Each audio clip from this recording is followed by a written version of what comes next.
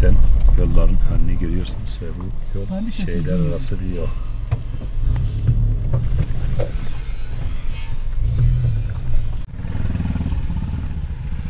Şu anda Kenya'dayız. Nairobi'den yola çıktık. Kurban keseceğimiz yer olan Marsabit'e doğru gidiyoruz. Yaklaşık 450 kilometre gideceğiz.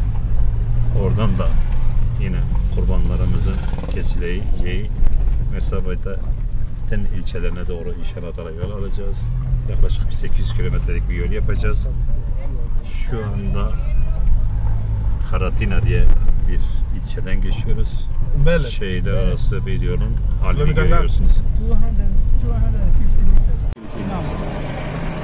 Burası biraz daha Nairobi'de ama böyle az bir şey uzaklaşmamıza rağmen böyle fakirlik ve... Esselamu Aleyküm. Şu anda memleketimizden 6442 kilometre uzakta Kenya'nın Marsabit ilinin Solsolo ilçesindeyiz. Biz her bayramda olduğu gibi Umut Kervanı olarak nerede bir fakir, nerede bir mazlum, nerede bir yetim varsa elimizin ulaştığı, imkanlarımızın olduğu kadar onlara ulaşmaya çalışıyoruz. Gerçekten şu anda olduğumuz bölge mağduriyetin, mazlumiyetin, fakirliğin gırtlağa kadar yaşandığı bir bölge. Ve başkentte yaklaşık olarak 1250 kilometre ve yaklaşık 12 saatlik bir karayoluyla ancak buraya ulaşabildik. Çoğu insanın acizlik yapıp gelemediği yerler bu yerler. Ve biz buradaki Müslüman kardeşlerimizin yanında olduğumuzu hissettirmek için bu Kurban Bayramı'nda kurbanlarınızı, bize vekaletli verdiğiniz kurbanları burada keseceğiz inşallah Teala.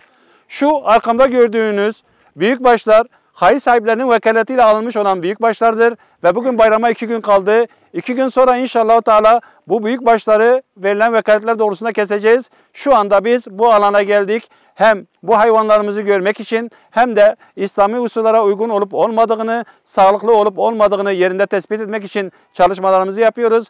İnşallah Teala 2 gün sonra bu kurbanları kesiyoruz. Keseceğiz inşallah Teala. Şimdiden Rabbim bütün hayır sahiplerinden razı olsun ve bundan sonra da kurban vekaletlerinizi gönül rahatlığıyla Umut Kervanı'na verebilirsiniz. Allah hepinizden razı olsun.